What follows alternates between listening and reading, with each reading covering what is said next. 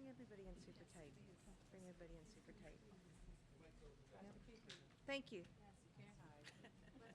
Let's You look good. let's get cozy around the mic. Come forward. Come on, step up. Let's go, team. All right, we're in. Here we go. Great. Good. Um,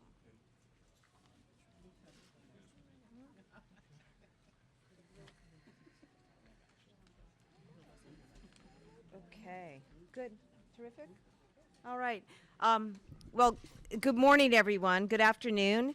Thank you for joining us here today. I want to begin with gratitude.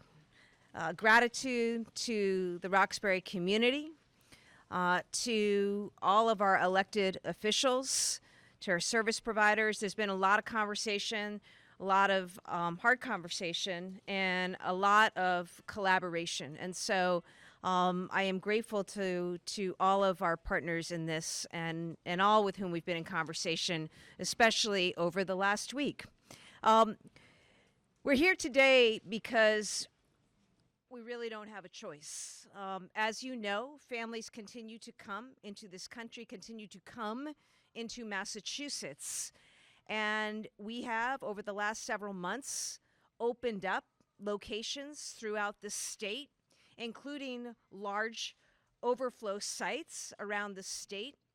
We're also in about 90 communities utilizing our emergency assistance shelter program. We have right now about 7,500 families in Massachusetts housed through that program. I announced a couple months ago that we had really reached capacity in terms of space, and so we've also been managing a wait list. We do that by working to get people work and to help find them secure housing outside of the shelter system, and that is a work in progress. But in the meantime, we're here because we need to make sure we have a place for people to go safely. And I can tell you that, last night I was over at Logan Airport and I saw the number of families who were there, many of whom had been back for a second, third, or fourth, or fifth, or week-long stay at Logan Airport on the tile floor with 2, 3, 4-year-olds, infants with them, and all they're left to do is lay on a blanket that they lay out for the evening and then take in the morning. And we need to under the law and I think under our obligation make sure that we are making use of all spaces that we can here around the state. So that's how we get to this point. And let me be clear, I continue to call on Congress to act. President Biden has put forward a plan that would both address the border issues, make changes to the asylum process, and importantly, provide funding to states like Massachusetts who are having to bear, like New Jersey, like New York, like Illinois, responsibility and cost. So I continue to demand action, particularly by the House, on what is a sensible path forward. But in the meantime, we cannot wait. We've worked very hard to get work authorizations for nearly 3,000 individuals who've come to Massachusetts, and we have a program designed to plug them in with employers who need the workforce. But today, here in Roxbury, we have come. We have come because we need to find a place. And again, I am grateful to the City of Boston and Mayor Wu for your accessibility, for your partnership, for what you have been doing in addition to supporting this, but supporting sites around, the city. And I just, that will continue. I'm grateful to Senator Miranda, to Representative Tyler, to Councilor Fernandez for your conversation and collaboration. I think Roxbury is really fortunate to have the electeds that they have and the people who represent and speak and advocate for them and work in community and in conversation with them, and know that our administration has been guided and will continue to be guided by that. We made clear at the outset, too, as we come to this site, first of all, it is temporary. We will be out before June. It is important to have this site available to the community for activities come June. Second, we have committed that DCR will expend additional resources on important upgrades to infrastructure for this building, something that the community deserves, and we are going to make happen. Third, as we do this work, we are going to do so utilizing local vendors and service providers, food, laundry, transportation, case management. It's very, very important for the success of this that we do that. And I appreciate all of those who have participated so far in that. And finally, we will continue to work and advocate on the federal level. But I want to say, and very clear, I am grateful to the community of Roxbury. I am grateful to all who came together in this work. We have clergy represented. We have Dr. Gabot and IFSI represented. We have so many people who are working so hard around this state, and I have seen the very best of people in this moment. There is opportunity for the very best of people in the days and the weeks ahead, and I know if we can stay in conversation and work together, we are going to show how this can be done well. Thank you. I now want to give you Counselor Tanya Anderson Fernandez, who has been such a champion and a real partner in all of this. Thank you, Counselor.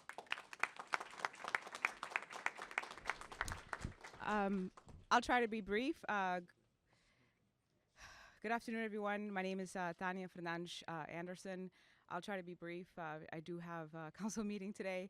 I'd like to start with bonsoir, mon peuple haïtien. Bienvenue à Roxbury.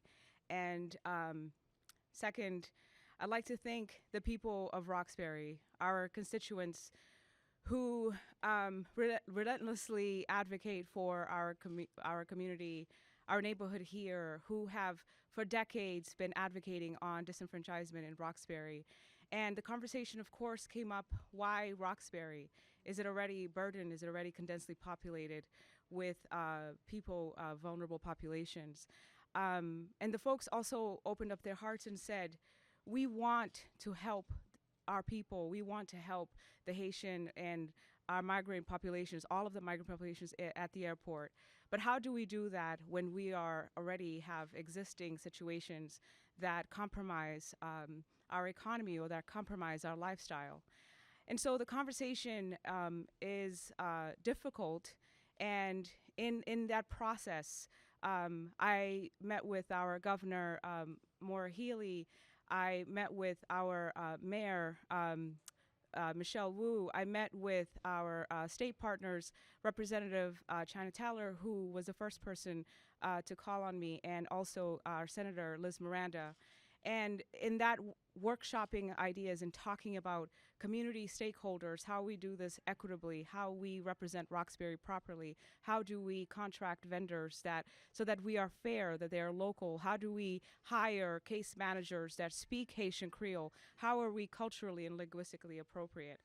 And all of that today, when I walked into the gym area, and you look at the cots and you look at the sleeping beds or the bags and you look at the playpens, and you know that this is a difficult situation. So I applaud our governor for taking such a courageous step, for opening her heart and to doing this, and not doing it until it may not be perfect today, but a wonderful start to get people to safety first.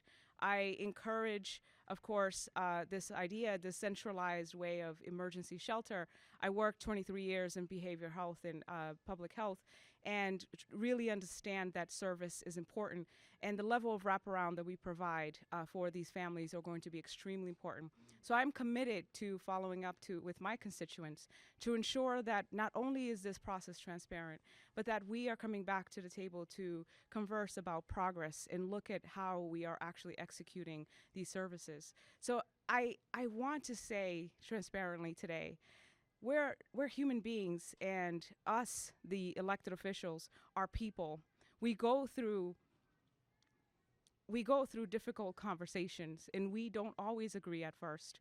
And media, thank you for your transparency. And media comes in and we have to then make it public. And in those conversations, sometimes it appears who's not getting along or who's doing this and who is doing that. Today, I am absolutely encouraged and proud to say that these elected officials that stand behind me came together and worked as a team. We're not perfect, and it may not be agreeable at first. But here today, you see teammanship, you see people coming together and creating a wonderful situation, hopefully to become a wonderful situation, a stable situation, a more permanent situation to permanent housing. I thank you for your time. I think the Friends of Melnia Cass, recreational friends of the Cass, as they say. I thank all of the clergies here today who are have participated, have been stakeholders, IFFI and AFAB, all of the community stakeholders who have supported in ideas, our constituents who have emailed us about where are our programs going, where are our youth going, and for Mayor Wu to step up and say, yes, this is how government works. The governor's doing a very difficult thing, and trust me, I'm quite sure the governor knew that Roxbury was going to give her smoke. I'm quite sure that this is what it was, and she said, this is difficult, and it must be done, and that is leadership. Thank you so much.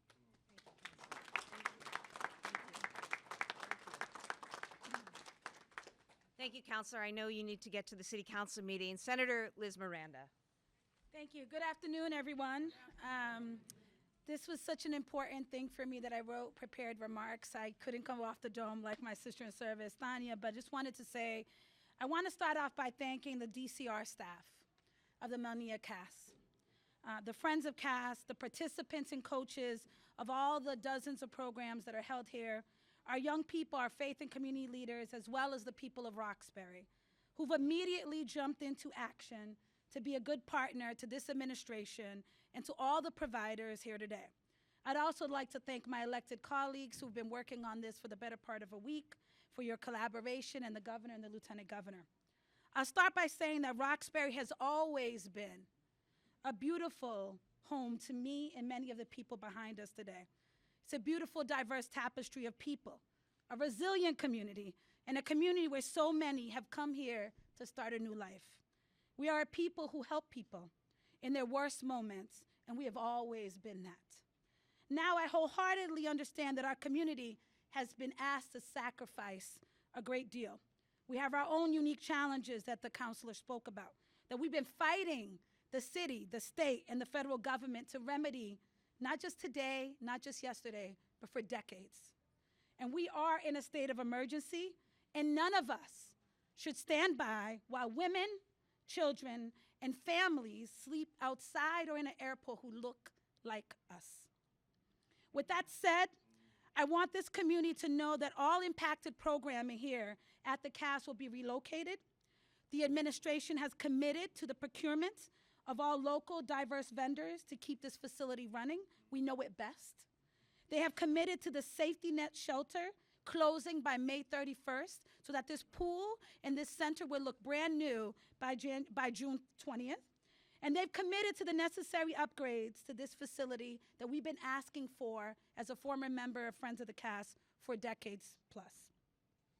We can center humanity and the dignity of both our community here and the members in need and those in crisis, coming from political turmoil and violence that they had no choice but to run from.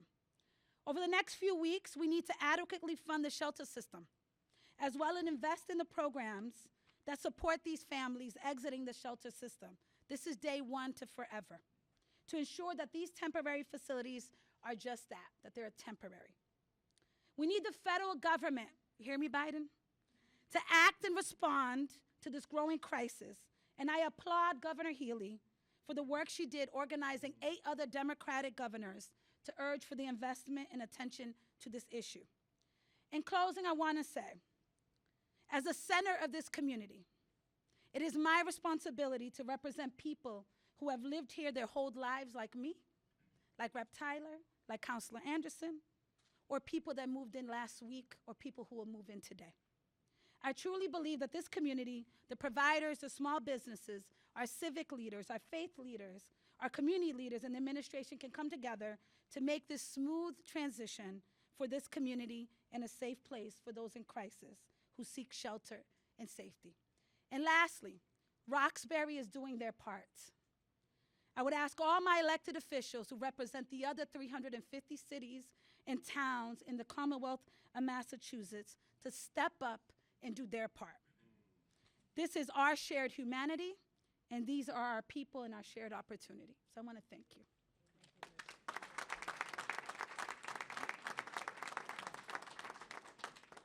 Good morning, everyone, or now afternoon. I am truly honored to be here, and I want to start by thanking you all for showing up to engage with us on this very important issue topic.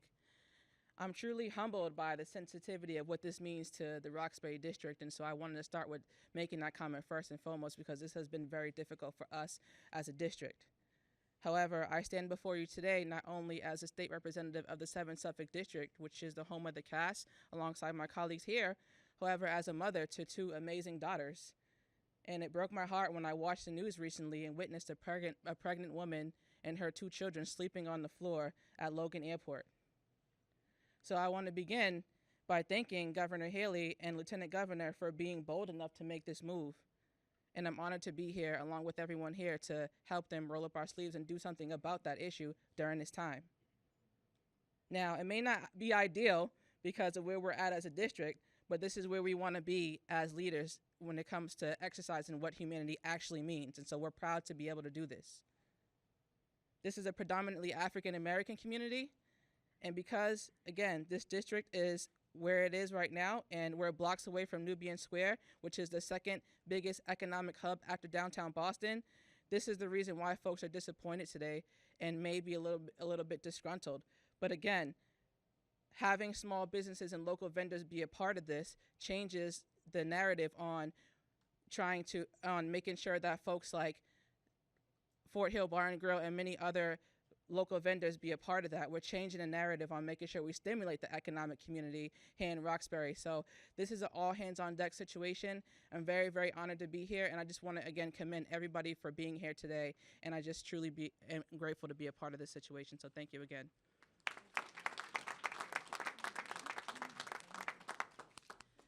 Good afternoon, everyone, and thank you so much to the Roxbury delegation for sharing what's on the minds and hearts of so many of our community members and for standing up. Thank you to the governor and lieutenant governor and their entire administration for their leadership in an impossible situation.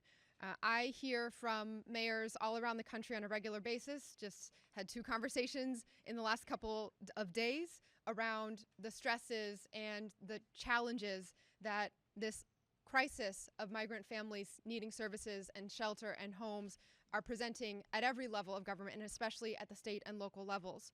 The difference, though, that we see here today is that in many of those other cities, when the going gets tough, when the conversations get really hard, people are looking around to see who will step up. And in this case, you see not only those who are immediately confronted with this in their jurisdiction stepping up, the governor and lieutenant governor administration taking this on statewide, but the local elected officials stepping up, our community members and leaders in the neighborhood, our clergy and faith leaders, and everyone here really reflecting what our beloved community is, and in those difficult times coming together to stand together and say we are going to figure out a way to not only solve the challenges and the needs that are immediately at hand, but in some ways treat this as an opportunity to be able to expand the impact and set a new model for how the rest of the country could think about this as well. Yesterday, I had the chance to be in DC for a couple different convenings and spoke with the team over at the Department of Homeland Security. But like the governor, on the way flying out, I stopped in at Terminal E to understand and share in some of the experiences of the families who are there. Their families are the same. Their stories are the same as ours.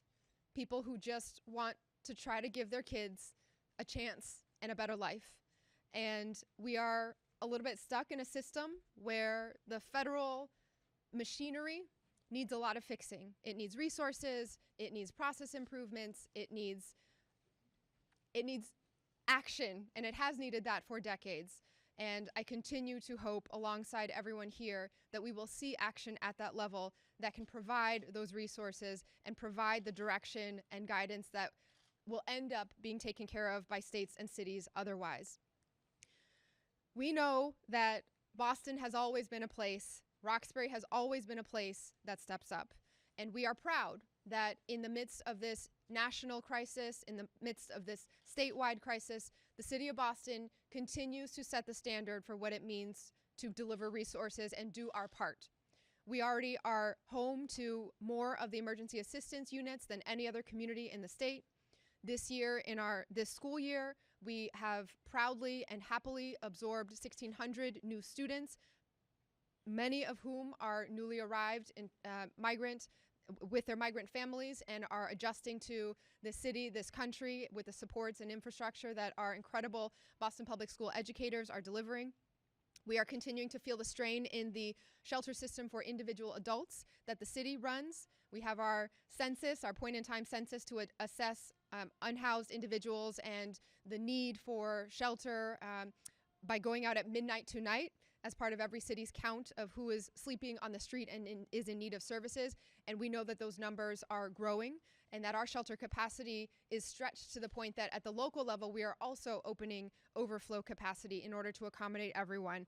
25% of our beds now in our local shelters used to address supports needed for the migrant crisis as well.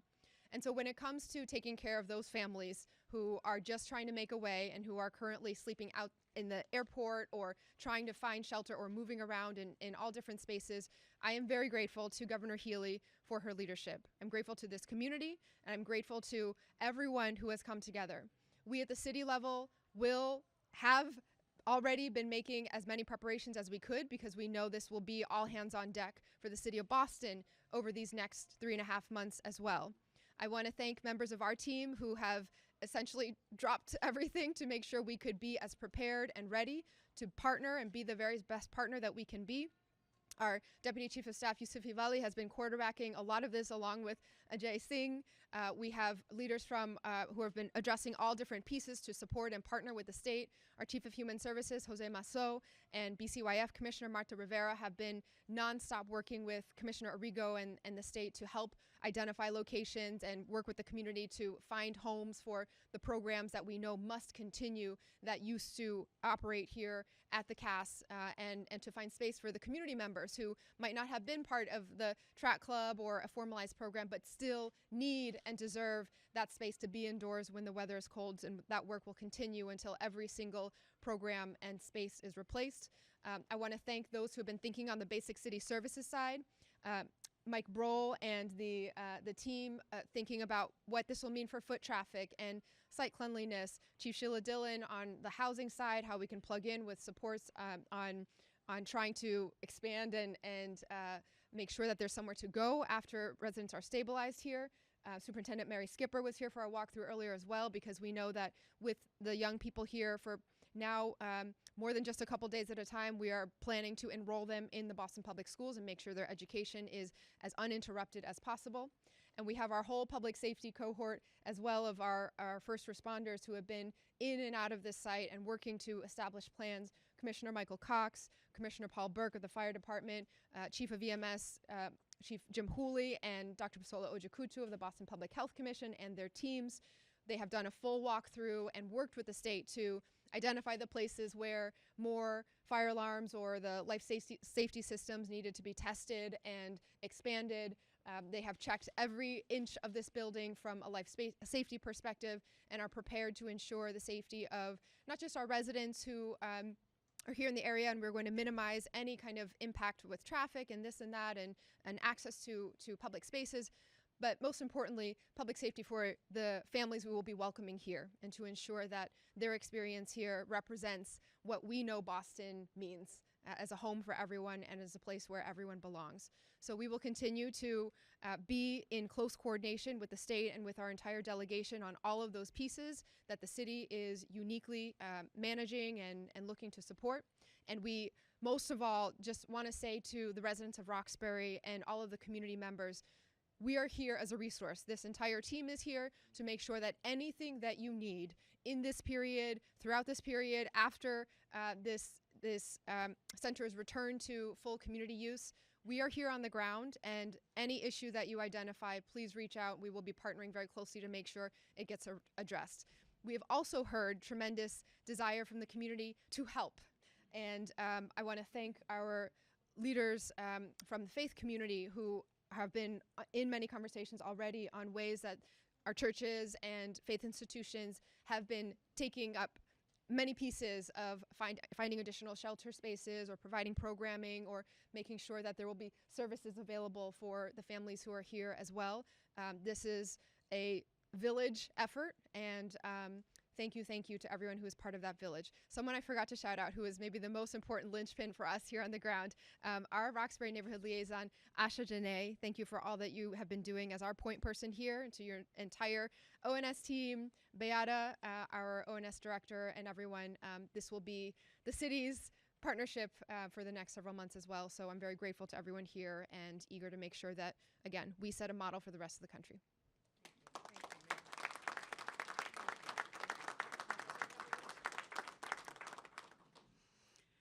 Good morning. My name is Dr. Gabo with the Immigrant Family Services Institute, and I have to say that I'm very emotional at this time as I was standing here and listening to all the elected officials, the governor, the mayor, everyone talking about our community, and we all knew that we received a lot of phone calls when we saw the families at the airport. We knew that that's not the right place for them. And when children are asking, Mommy, where are we going tonight? Where are we going to sleep? It's a human crisis. And when all of us come together and to really support those families and to do the right thing, I mean, it means so much to those families. And today I am so grateful to the governor, to the mayor for really showing what it means to have courageous, compassionate, brave leadership. Because so often we are so afraid about the issues. We don't even want to attack. We don't want to try. But when we want to say, this is an opportunity for us to be better, this is an opportunity for us to be stronger. And knowing, the history of Haiti and the work that we have done as a village, always welcoming people, always, being there to share a meal. When we know that, we are very confident that the community here at Roxbury will do the right thing, welcoming the families with grace, with compassion. Because at the end of the day, I always say life is not about us. Life is about, the impact that we have made on those who were among us, the most vulnerable one. We were able to take some time to sit down and talk to them and say, let's read together. Let's, eat together. This is about making an impact. Because when we go home, it's not about what car did we drive or what house did we. It's about what did we do? What impact did we have? And today, Governor Haley and Mayor Wu, I am so grateful, all of you, for you to take this risk. We know it's not easy. And I always say to my team, not easy doesn't mean impossible. All right? Because it's not easy, because it doesn't mean it's impossible. We can do it. And we can show the whole world that we can lead with grace. We can lead with compassion. So my entire team, my entire community is behind this movement. So whatever we need to do to support, to guide, we will do it. So again, let's put our hands together. Let's open up our hearts to those families. It's not either or. We can do both. We can do both, right? We can serve our community while welcoming others. And that's the right thing to do. So today I applaud you guys, all of the leaders, for doing the right thing. And again, we are going to be there to support and to guide. And I'm inviting all my church leaders. I'm inviting all of the community-based organizations, all individuals who are in this area to step up and come and say, what can I do? Because that's the question. How can I help? And when you do that, you will see the joy of being available, being able to serve, and being able to make a difference. Again, thank you so much for all you do, because those families who are here, they are my brothers. They are my sisters. I hold them very dear to my heart, because I know that they are here not because they chose to, but because they were forced to leave. So let's welcome them. Let's welcome them, and let's make a difference. Thank you so much.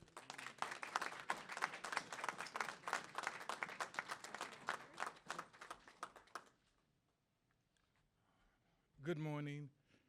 And I want to piggyback on what the Reverend just said. We thank the governor, lieutenant governor, the mayor, the elected officials, the clergy. But she mentioned welcoming the community. And my grandfather built Pleasant Hill back in the 30s down the street. It's no coincidence that this is taking place on Martin Luther King Boulevard.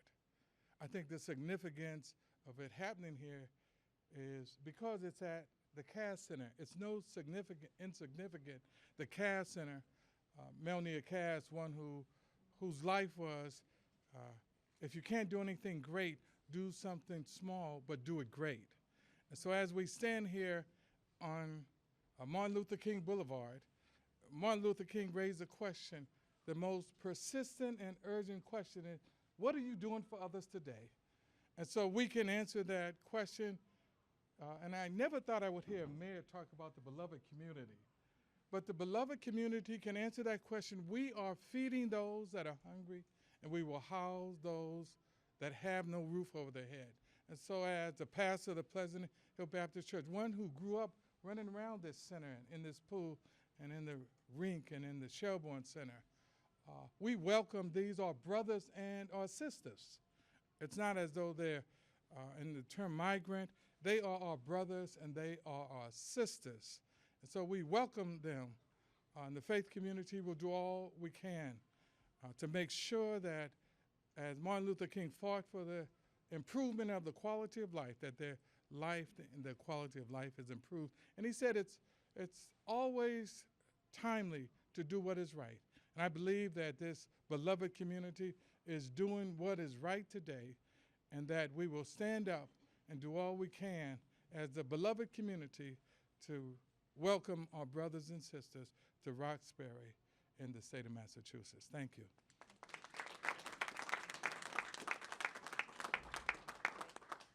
Thank you so much, Reverend. I know we have folks who need to get back to the State House too for state business, so we'll be happy to take questions. I want to acknowledge Friends of the Cass, Senator Diane Wilkerson, who is here as well.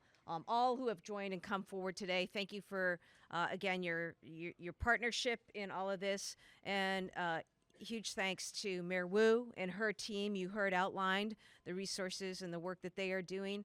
In addition to the work of our team on the state, from DCR to HHS to others across our incident command. So many thanks for that. Particular thanks to Senator Liz Miranda, Representative Tyler, and Councilor Anderson, who represent their communities and communities so well, and have found a way to help us move forward. So truly grateful. With that, we're happy to take questions.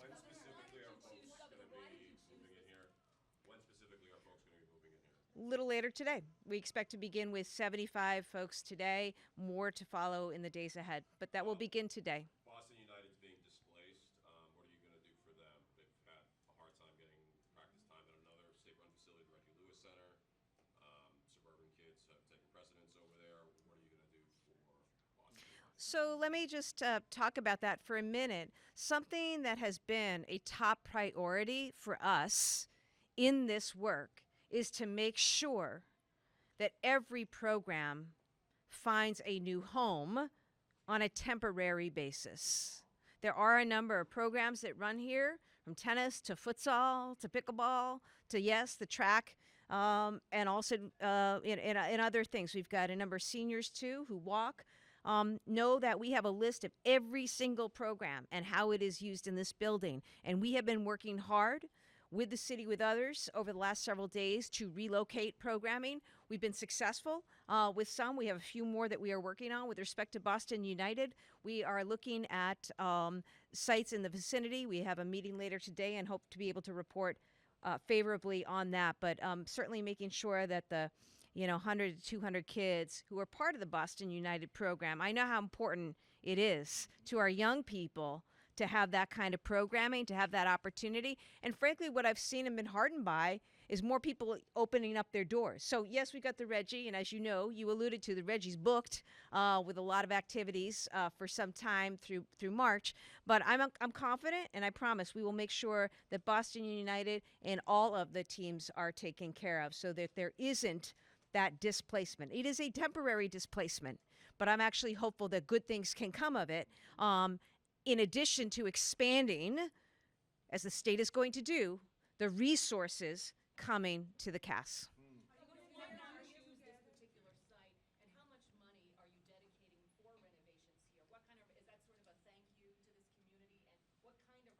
Well, the good thing, Beth, is, as you know, I appointed a new commissioner, DCR, with this new administration, and Commissioner Brian Arrigo.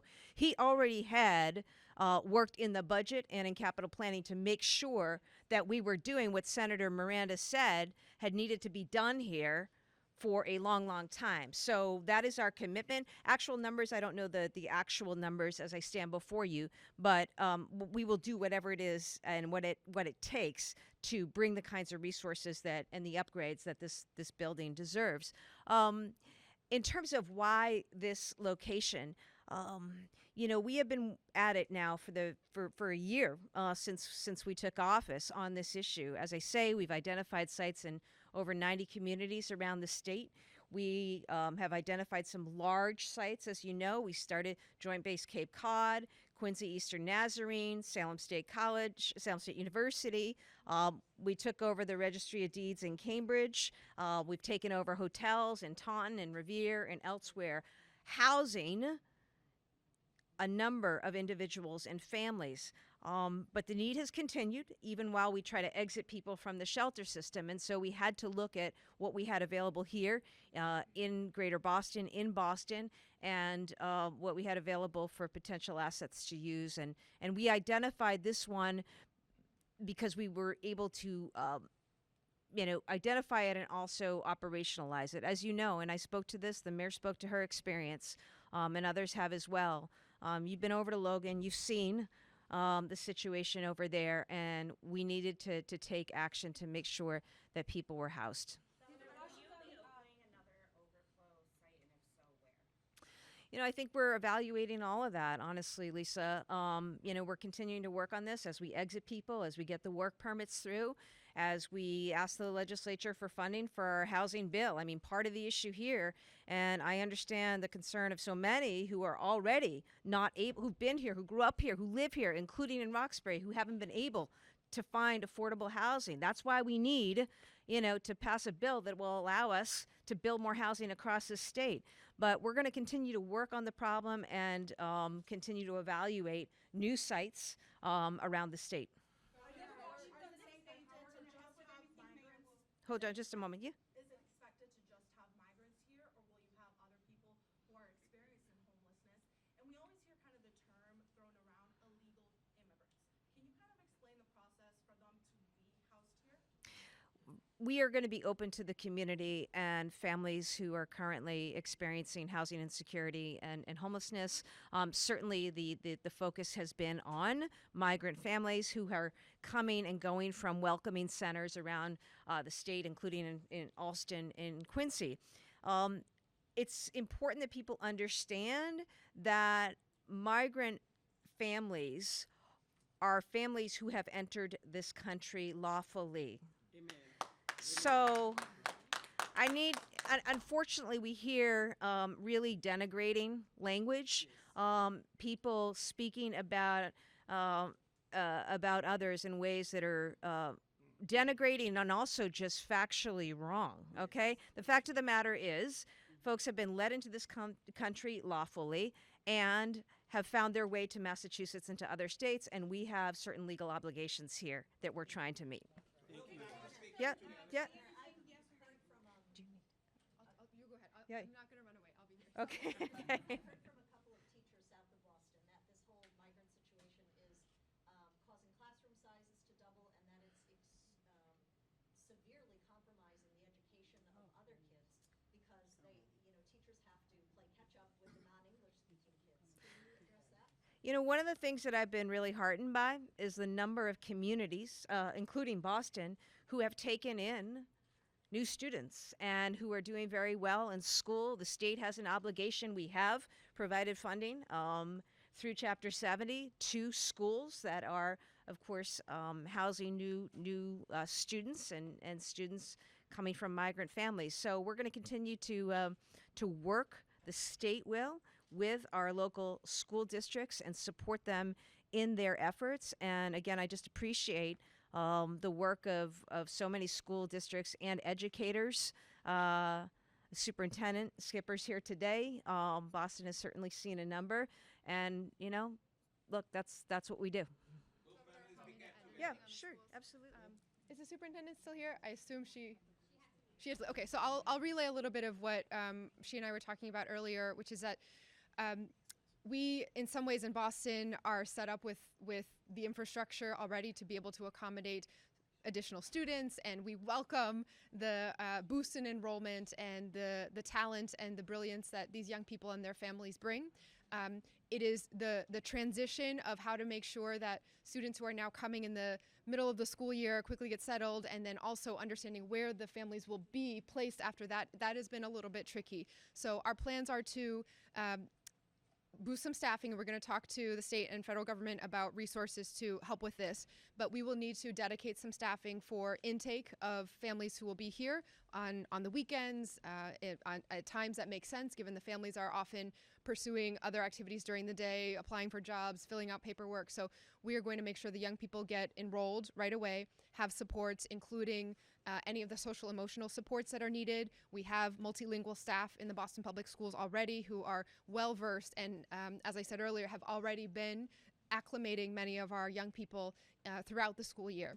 The challenge becomes when they are then placed as a family further away from here or the city, they have a right to continue their education where they were originally enrolled, and then we need support in some of the transportation costs that come with that. And there are several situations now where we are transporting families from very far, significantly far away to come back to their Boston Public Schools placement because they were enrolled here and then have since been placed elsewhere. But this is all a matter of logistics, and we are eager to figure this out and partner with the state because it adds, I myself am the daughter of immigrants. So many of my top leadership team are children of immigrants, leaders all across who are standing here.